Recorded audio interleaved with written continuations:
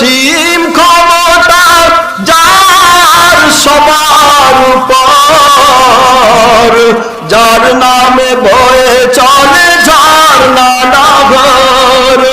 আল্লাহ আল্লাহ রবে সবই দেওয়ানা, প্রভুর প্রেমে কেন সারা দাও না? ক্ষমা চাও ডুবে যদি পাপ দরিয়ায়, প্রভু তিনি ক্ষমা করে দয়া বিলায়। ক্ষমা চাও ডুবে যদি পাপ দরিয়ায়, প্রভু তিনি ক্ষমা করে দয়া বিলায়। দরগাহে কেন তার, দরগাহে কেন তার হাত পাতো না? প্রভুর প্রেমে কেন সারা দাও না? হৃদয়ের জানালা খুলে দাও না, প্রভুর প্রেমে কেন সারা দাও না? আল্লাহ তাআলা শুরুতে বলছেন আল্লাহু লা ইলাহা ইল্লাহু।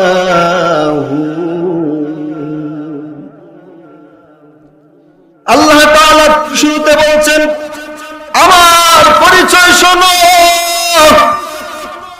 আমি হচ্ছি আল্লাহ,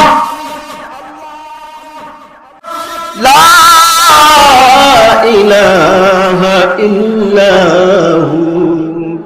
আমি আল্লাহ তাআলার, আমি আল্লাহ তাআলার কোনো শরীক নাই, আমি আল্লাহ ছাড়া কোনো ইলাহা নাই, আমি আল্লাহ ছাড়া কোনো ইলাহা নাই। আল্লাহ ছাড়া কোনো ইলাহা আছে? কোনো মাবুদ আছে? ইবাদতের উপযুক্ত আর কেউ আছে? আল্লাহ ছাড়া কোনো হুকুমদাতা আছে? বিধানদাতা আছে? আইনদাতা আছে? হুকুম মানব কার? ইবাদত করব কার? সিজদায় মাথা অবনত করব কার সামনে? মাথা যদি ঝুঁকাতেই হয় কার সামনে ঝুঁকাবো? আল্লাহ বলেন আশ-শিরকা লাযুলমুন আযীম।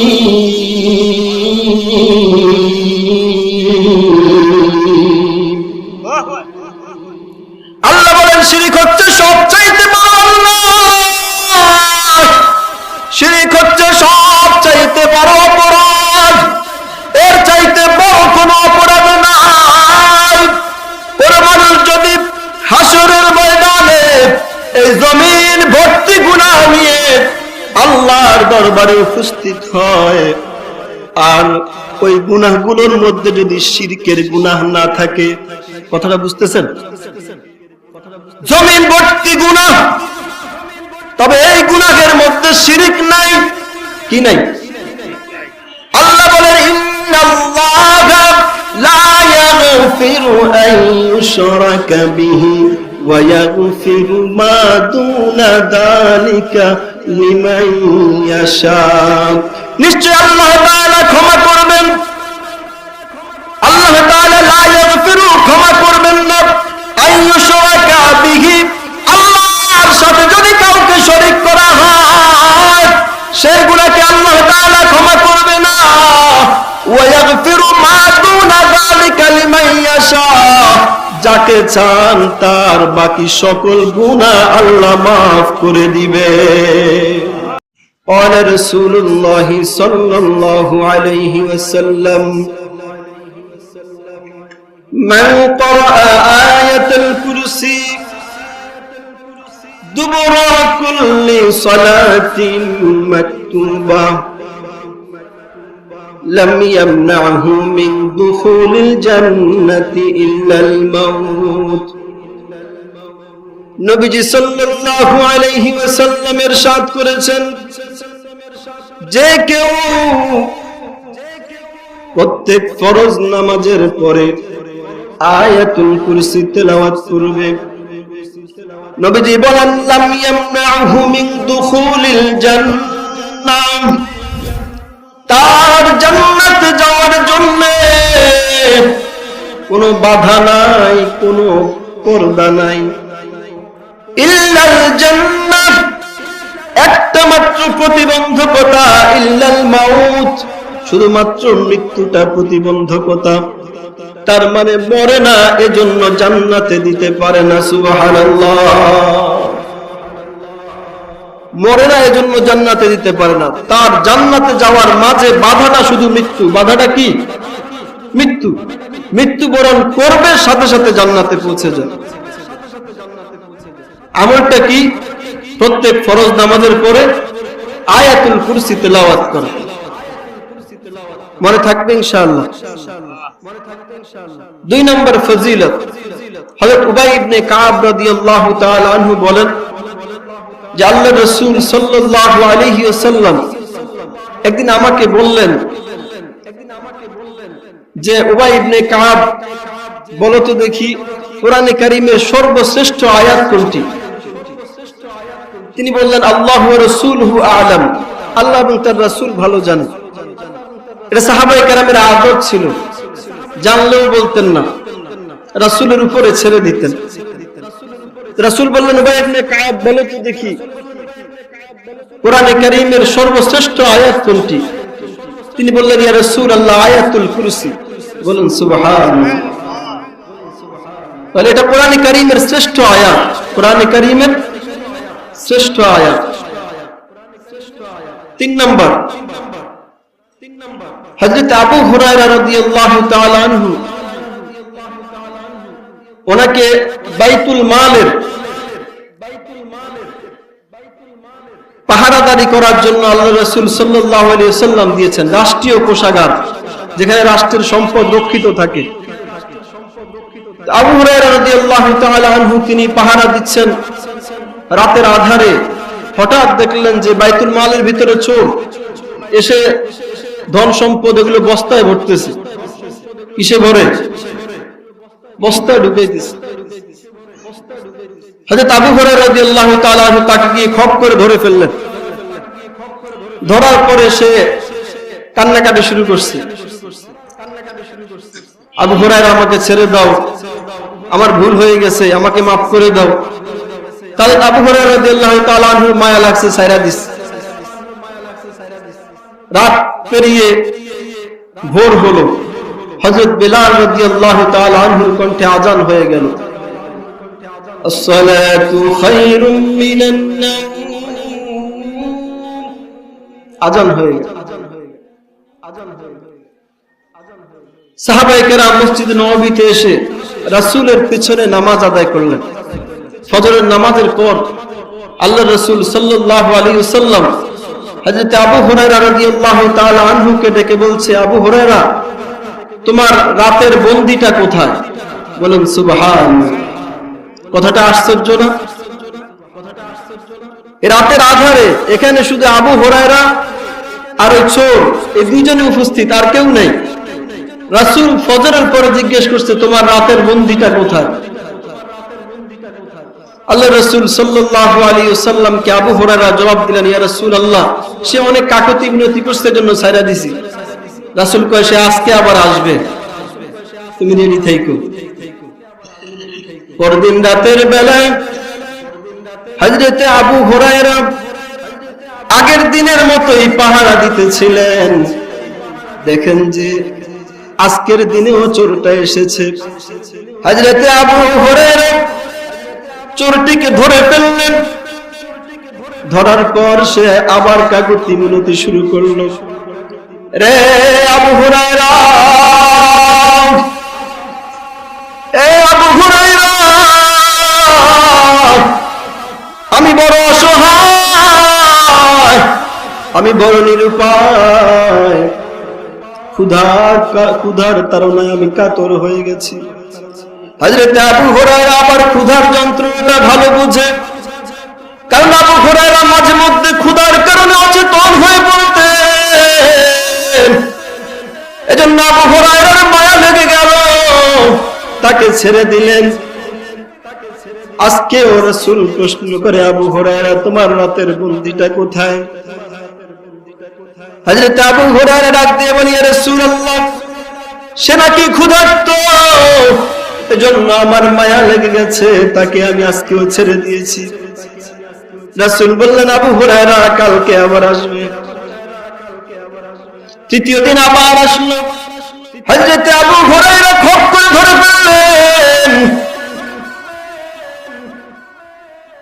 হযরত আবু হুরায়রাকে এইবার চোর বলতেছে, ও আবু হুরায়রা, তুমি আমাকে ছেড়ে দাও, যদি ছেড়ে দাও তাহলে তোমাকে এমন একটা জিনিস শিক্ষা দিব যা তুমি জানতে না, তোমাকে আমি এমন একটি জিনিস শিক্ষা দিব। হযরত আবু হুরায়রা বললেন, কি শিক্ষা দিবি বলো?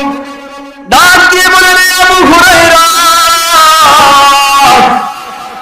তুমি যদি রাতে ঘুমাতে যাওয়ার আগে, বিছানায় যাওয়ার আগে যদি তুমি আয়াতুল কুরসি তেলাওয়াত করো, তাহলে তোমাকে হেফাজত করার জন্য আল্লাহ তাআলা একজন ফেরেশতা নিযুক্ত করে দিবে। এ রাতে তোমার কোনো ক্ষতি কেউ করতে পারবে না, তোমার কোনো সম্পদ কেউ লুণ্ঠন করতে পারবে না, তোমাকে শয়তান এসে ধোঁকা দিতে পারবে না। হযরত আবু হুরায়রা ইলম শিক্ষা করে আজকেও ছেড়ে দিয়েছে। সকাল হলো, ফজরের পর আল্লাহর রাসূল সাল্লাল্লাহু আলাইহি ওয়াসাল্লাম ডাক দিয়ে বলে, রে আবু হুরায়রা, তোমার বন্ধুটা কোথায়? ডাক দিয়ে বলে, ইয়া রাসূলুল্লাহ, ইয়া হাবিবাল্লাহ, নবী গো, আজকে সে আমাকে একটি কথা শিক্ষা দিয়েছে। আর আপনি তো জানেন আমি ইলমের পিপাসু, আমি ইলম অর্জন করার জন্য বেকুল হয়ে থাকি।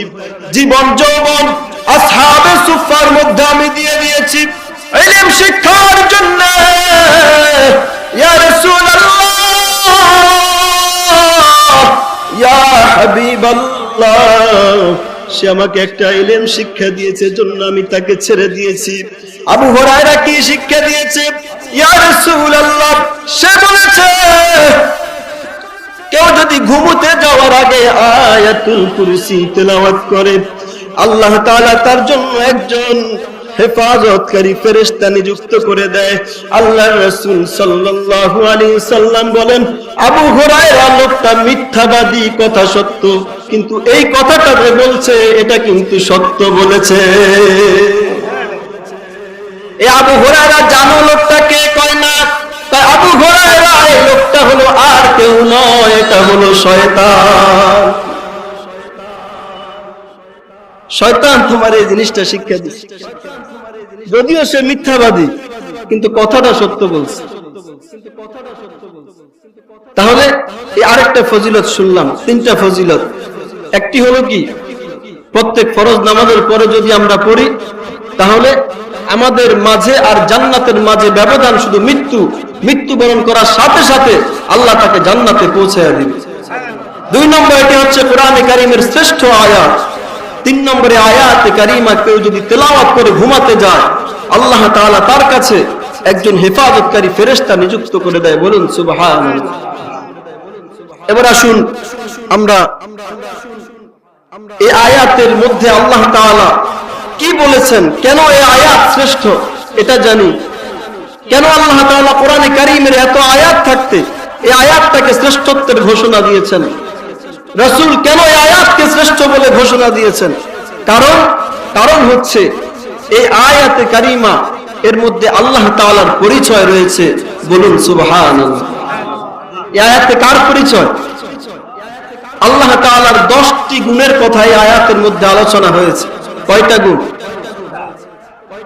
আল্লাহ তাআলা শুরুতে বলছেন, আল্লাহু লা ইলাহা ইল্লাহু।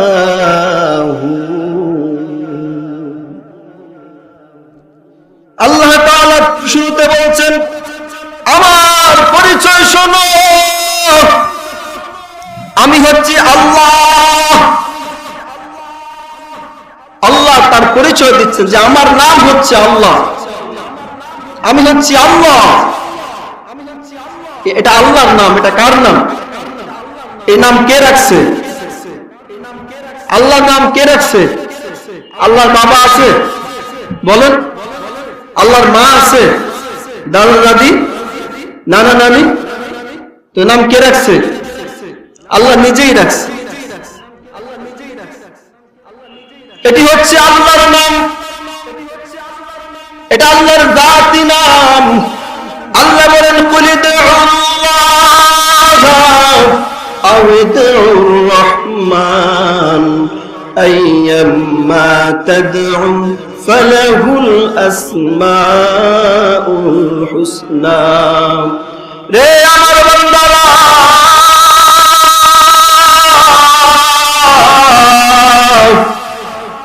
তোমরা আমাকে আল্লাহ বলে ডাকো অথবা রহমান বলে ডাকো, যাই বলে ডাকো না কেন, এই আল্লাহ আমার জাতি নাম।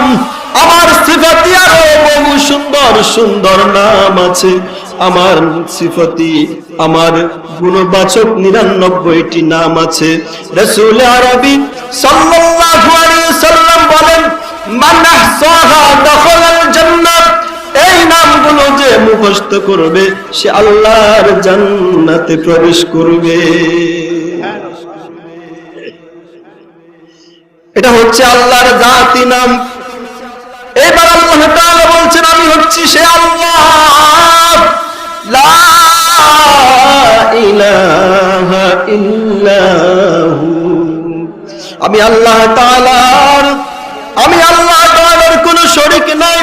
আমি আল্লাহ ছাড়া কোনো ইলাহা নাই। আমি আল্লাহ ছাড়া কোনো ইলাহা নাই। আল্লাহ ছাড়া কোনো ইলাহা আছে? কোনো মাবুদ আছে? ইবাদতের উপযুক্ত আর কেউ আছে? আল্লাহ ছাড়া কোনো হুকুমদাতা আছে? বিধানদাতা আছে? আইনদাতা আছে? হুকুম মানব কার? ইবাদত করব কার? সিজদায় মাথা অবনত করব কার সামনে? মাথা যদি ঝুঁকাতেই হয় কার সামনে ঝুঁকাবো? আল্লাহ সে কথা বলছেন, লা ইলাহা ইল্লাহু। তিনি ছাড়া কোনো ইলাহা নাই। তিনি এক অদ্বিতীয়। আল্লাহর সাথে কাউকে শরীক করা যাবে না। আল্লাহর এই পরিচয় আমাদেরকে এটাই শিখায়, আল্লাহর সাথে কাউকে শরীক করা যাবে না। যাবে? শিরক সবচাইতে বড় অন্যায়।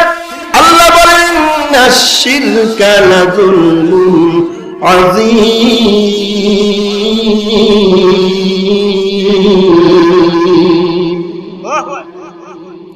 আল্লাহ বলেন শিরক হচ্ছে সবচাইতে বড় অন্যায়। শিরক হচ্ছে সবচাইতে বড় অপরাধ। এর চাইতে বড় কোনো অপরাধ নাই। কোন মানুষ যদি হাসরের ময়দানে এই জমিন ভর্তি গুনাহ নিয়ে আল্লাহর দরবারে উপস্থিত হয়, আর ওই গুনাহগুলোর মধ্যে যদি শিরকের গুনাহ না থাকে, কথাটা বুঝতেছেন? জমিন ভর্তি গুনাহ, তবে এই গুনাহের মধ্যে শিরক নাই। কি নাই? আল্লাহ বলেন, ইন্নাল্লাহা লা ইয়াগফিরু আন ইউশরাকা বিহি ওয়া ইয়াগফিরু মা দুনা যালিকা লিমান ইয়াশা। নিশ্চয় আল্লাহ তাআলা ক্ষমা করবেন। আল্লাহ তাআলা লা ইয়াগফিরু, ক্ষমা করবেন না, আন ইউশরাকা বিহি, আল্লাহর সাথে যদি কাউকে শরীক করা হয় সেগুলোকে আল্লাহ তাআলা ক্ষমা করবে না। ওয়া ইয়াগফিরু মা দুনা যালিকা লিমান ইয়াশা, যাকে চান তার বাকি সকল গুনাহ আল্লাহ মাফ করে দিবে। অসীম ক্ষমতা যার সবার উপর,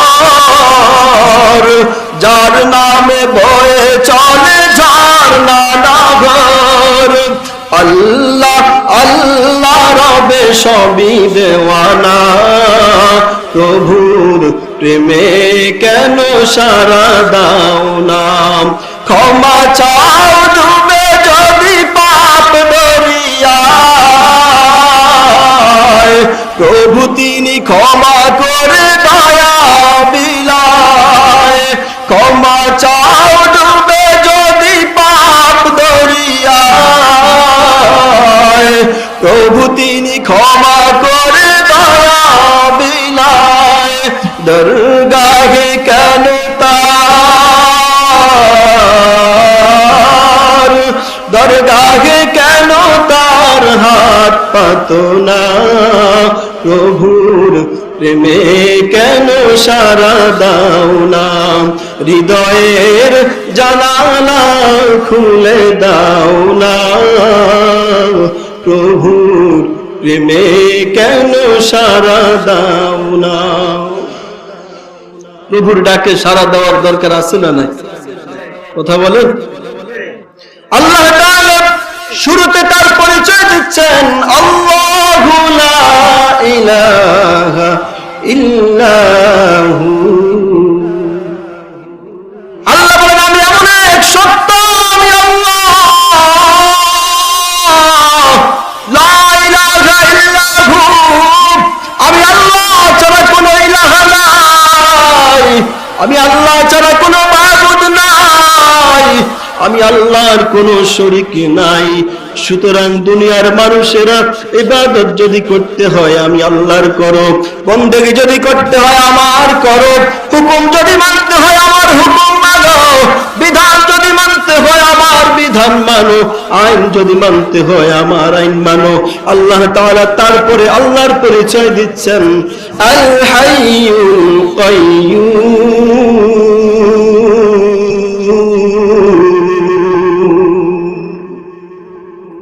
আল্লাহ বলেন আল্লাহ হাই। আল্লাহ কি? হাই। আল হাই, আল হাই অর্থাৎ চিরঞ্জীব, যার মরণ নাই। আল্লাহর মরণ আছে? আমাদের মরণ আছে?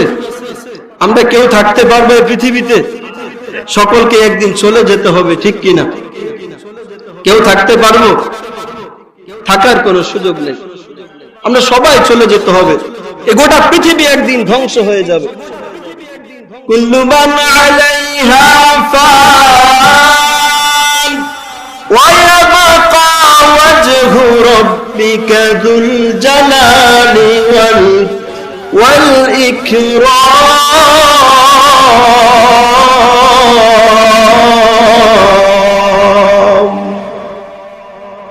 আল্লাহ বলেন এই পৃথিবীতে যা কিছু আছে সব একদিন শেষ হয়ে যাবে, কিছুই থাকবে না, সব ধ্বংসশীল।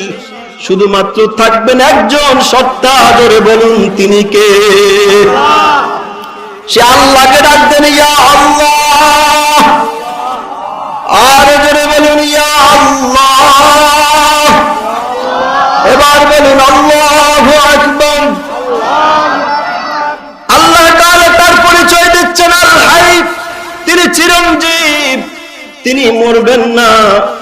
পৃথিবীতে সব কিছু শেষ হয়ে যাবে, সবাই দুনিয়া থেকে বিদায় নিতে হবে, মরে যেতে হবে, দুনিয়া ছেড়ে চলে যেতে হবে, এ কথার মধ্যে কোনো সন্দেহ নাই।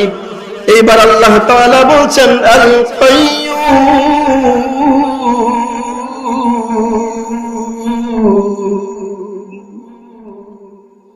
আল্লাহ হচ্ছেন কাইয়্যুম। কাইয়্যুম অর্থ যিনি স্বয়ং সম্পূর্ণ। আল্লাহর জাতের মধ্যে কোনো খুঁত আছে? বলেন। আল্লাহর গুণের মধ্যে কোনো খুঁত আছে? আল্লাহর সৃষ্টির মধ্যে কোনো খুঁত আছে? আল্লাহ তাআলা স্বয়ং সম্পূর্ণ, ঠিক কিনা? তিনি শুধু নিজেই স্বয়ং সম্পূর্ণ না, তিনি মানুষকেও আমাদেরকেও স্বয়ং সম্পূর্ণ করে, ঠিক কিনা বলেন।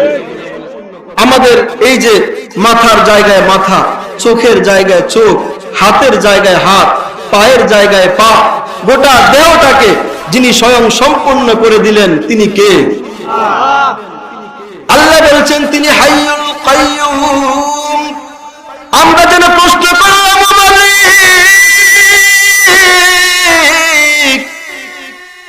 তুমি স্বয়ং সম্পূর্ণ, পৃথিবীর মানুষগুলোকে সবকিছুকে স্বয়ং সম্পূর্ণ করতে তুমি কি ক্লান্ত হয়ে যাও না? আমার আল্লাহ ডাক দিয়ে বলে লা তাখুযুহু সিনাতুন ওয়ালা নাওম। এ দুনিয়ার মানুষেরা ক্লান্তি অবসাদ, এটা মানুষের স্বভাব। আমি আল্লাহর শান্তি নাই। এজন্য আমি আল্লাহ তাআলা ঘুমাইও না, ঝিমাইও না। সুবহানাল্লাহ। আল্লাহ ঘুমায়? আল্লাহ যদি ঘুমাইতো তাহলে গভীর রাতে গহীন সমুদ্রে যখন মানুষ বিপদে পড়ে যায় তখন ডাকতে হয় কাকে? ডাক দেয় কাকে? যদি আল্লাহ ঘুমায়া যাইতেন তাহলে আমাদের ডাকে কে সাড়া দিত?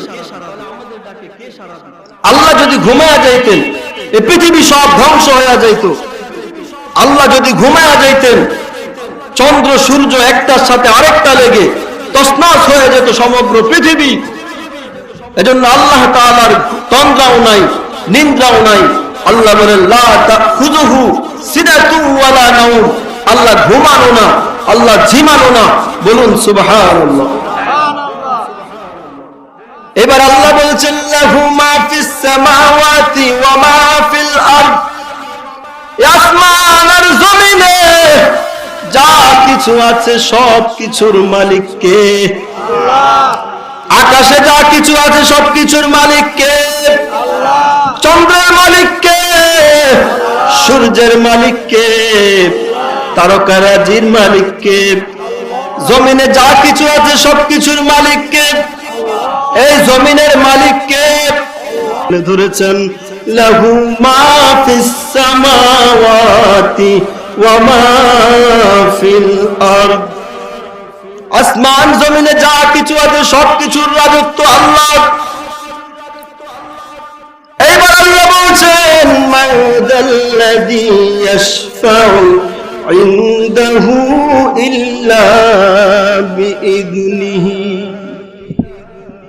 কে আছে এমন যে আল্লাহর সামনে সুপারিশ করবে আল্লাহর অনুমতি ছাড়া?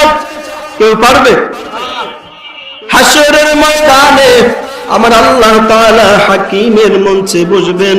রাসূল আমার উম্মতের জন্যই উকিল সাজবেন। আল্লাহর সেনাবাহিনী ফেরেশতারা হাশরের ময়দানের চতুর্দিকে দাঁড়িয়ে যাবে। কোন মানুষ ভাগতে পারবে না, পালাতে পারবে না।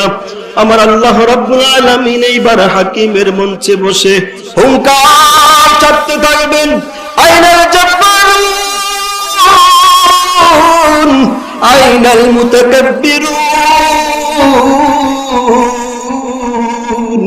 লিমানিল মুলকুল ইয়াওম। আজকের রাজত্ব কার?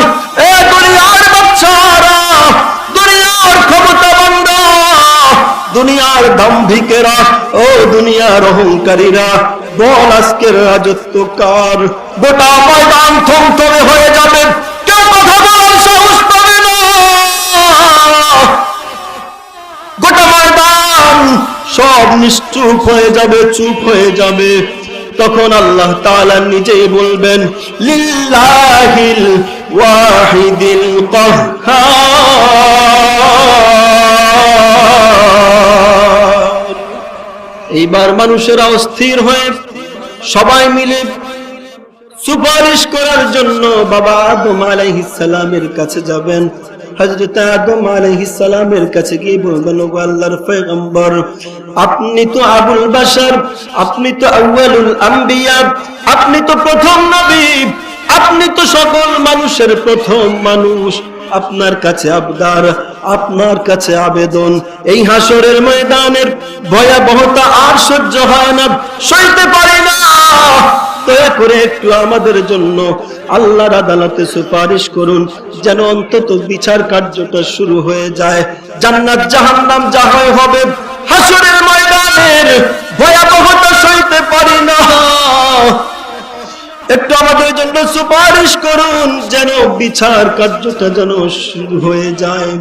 হযরত আদম আলাইহিস সালাম বলবে এই হাসরের ময়দানে আমি নিজেই নিজেকে নিয়ে পেরেশান, নফসি নফসি, আমি নিজেই নিজেকে নিয়ে পেরেশান। তোমরা চলে যাও পয়গম্বর নূহ আলাইহিস সালামের কাছে। লোকেরা সবাই পয়গম্বর নূহ আলাইহিস সালামের কাছে চলে যাবে, গিয়ে বলবে ও আল্লাহর পয়গম্বর, আপনি তো প্রথম রাসূল, আপনার কাছে আবেদন এই হাসরের ময়দানে বড় ভয়াবহ অবস্থার মধ্যে আমরা রয়েছি। এই হাসরের ময়দানের কঠিন এই সময়ে আমাদের বড় কষ্ট হচ্ছে। দেখুন মাথার মস্তক গুলো গলে গলে কান বেয়ে বেয়ে গাল বেয়ে বেয়ে পড়তেছে। মুসিবতের এই সময় আপনার কাছে আবেদন, একটু আল্লাহর কাছে সুপারিশ করুন যেন বিচার কার্যটা শুরু হয়ে যায়। আমার আল্লাহ রাব্বুল আলামিনের দরবারে পয়গম্বর নূহ আলাইহিস সালাম তিনিও সাহস করবেন না, বলবেন যে নফসি নফসি, আমিও তো পেরেশান নিজেকে নিয়ে, আমিও পারবো নাই হাসরের ময়দানে আল্লাহর আদালতে সুপারিশ করতে। তোমরা সবাই চলে যাও হযরত ইব্রাহিম আলাইহিস সালামের কাছে। লোকেরা ইব্রাহিম আলাইহিস সালামের কাছে যাবে, গিয়ে বলবে ও আল্লাহর খলিল, তুমি তো আল্লাহর খলিল, আল্লাহর বন্ধু, একটু আমাদের জন্য সুপারিশ করো, বিচার কার্যটা যেন শুরু হয়ে যায়। তিনি বলবেন নফসি নফসি, আমি নিজেকে নিয়ে পেরেশান, আমি নিজেকে নিয়ে ব্যস্ত, আমি পারবো না, আমি সুপারিশ করার মতো এই শক্তি এখন আমার নাই। তোমরা সবাই পয়গম্বর মূসা আলাইহিস সালামের কাছে চলে যাও। পয়গম্বর মূসা আলাইহিস সালামের কাছে যাবে সবাই, গিয়ে বলবে ওগো কালিমুল্লাহ, তুমি তো আল্লাহর সাথে কথা বলেছো, একটু সুপারিশ করো আমাদের জন্য। হযরত মূসা আলাইহিস সালাম বলবে নফসি নফসি। এবার সবাই মিলে হযরত ঈসা আলাইহিস সালামের কাছে, তিনিও বলবেন যে নফসি নফসি। হযরত ঈসা আলাইহিস সালাম স্বয়ং আমাদের নবী, প্রিয় নবীজি, উম্মতের কান্ডার মুহাম্মদুর রাসূলুল্লাহ সাল্লাল্লাহু আলাইহি ওয়াসাল্লামের কাছে পাঠিয়ে দিবেন। হযরত মুহাম্মদুর রাসূলুল্লাহ সাল্লাল্লাহু আলাইহি ওয়াসাল্লামের কাছে গিয়ে মানুষেরা বলবে ও আল্লাহর হাবিব, এই হাসরের ময়দানে সকল নবী রাসূলেরা নফসি নফসি নফসি নফসি বলছে, আপনি যদি আমাদের জন্য সুপারিশ না করেন, কে আমাদের জন্য সুপারিশ করবে? আল্লাহর হাবিব সাল্লাল্লাহু আলাইহি ওয়াসাল্লাম তখন বলবেন, তোমরা ঠিকমতো এসেছো, এই হাসরের ময়দানে সুপারিশ করার একমাত্র ক্ষমতা আমার। রাসূল করিম সাল্লাল্লাহু আলাইহি ওয়াসাল্লাম সিজদায় পড়ে যাবেন, সিজদায় পড়ে আল্লাহর গুণকীর্তন করবেন, আল্লাহর এত প্রশংসা করবেন, নবীজি আবার জারজার করে কাঁদবেন, উম্মতের মায়ায় কাঁদতে থাকবেন। আমার আল্লাহর রহমতের দরিয়ায় জোশ এসে যাবে, ডাক দিয়ে বলবেন ইরফা রাসাক, ওগো আমার হাবিব আপনি মাথা উঠান, ওয়াসাল তুতা, আপনি যা চান আপনাকে দেওয়া হবে, ওয়াশফা তুশাফা, আপনি যার জন্য সুপারিশ করবেন সুপারিশ কবুল করা হবে। আল্লাহর রাসূল সাল্লাল্লাহু আলাইহি ওয়াসাল্লাম সিজদা থেকে মাথা উঠাইয়া ডাক দিয়ে বলবেন, হাসরের ময়দানে যখন সব নবী রাসূলেরা নফসি নফসি নফসি নফসি করবে, সে সময় আমার নবী বলবে রব্বি হাবলি উম্মতি, রব্বি হাবলি উম্মতি, আল্লাহ আমার উম্মতকে বাঁচান, ওগো আল্লাহ আমার উম্মতকে বাঁচান। যখন সবাই বলবে আমাকে বাঁচান আমাকে বাঁচান, সেদিন আমার নবী বলবে রব্বি হাবলি উম্মতি, রব্বি হাবলি উম্মতি, আল্লাহ আমার উম্মত বাঁচান, আমার উম্মত বাঁচান। সেদিন আল্লাহর রাসূল সাল্লাল্লাহু আলাইহি ওয়াসাল্লাম আমাদের জন্য সুপারিশ করবেন, আর আল্লাহ তাআলা আমাদের জন্য সুপারিশ হাসরের ময়দানে গ্রহণ করে নেবেন। একথা আল্লাহ বলছেন, মান যাল্লাযী ইয়াশফাউ ইনদাহু ইল্লা বিইذনিহি। আল্লাহ তাআলা বলেন, কে আছে এমন যে আল্লাহর অনুমতি ব্যতীত আল্লাহর কাছে সুপারিশ করবে? তার মানে কেউ নাই, কেউ নাই আল্লাহর সামনে আল্লাহর অনুমতি ছাড়া সুপারিশ করার। সুবহানাল্লাহ। বলা তো যাইতেছে না, আপনারা চলে যাইতেছেন, নামাজ তো এখানে হবে ইনশাআল্লাহ। যাই হোক, আমি আপনাদের সামনে আয়াতুল কুরসির সম্পর্কে কিছু কথা বললাম। আয়াতুল কুরসির মধ্যে আল্লাহ তাআলা 10টি গুণের কথা বলেছেন। এর মধ্য থেকে আমি আপনাদের সামনে 5টি গুণের কথা বলেছি। আল্লাহ তাআলা আমাদেরকে এই কথাগুলো বোঝার এবং আয়াতুল কুরসির যে 3টি ফজিলতের কথা বললাম, ফজিলতগুলো মনে রেখে আমল করার তৌফিক দান করুক। সকলে বলুন আমিন। ওয়া আখিরু দাওয়ানা আলহামদুলিল্লাহি রাব্বিল আলামিন। আসসালামু আলাইকুম ওয়া রাহমাতুল্লাহি ওয়া বারাকাতুহু।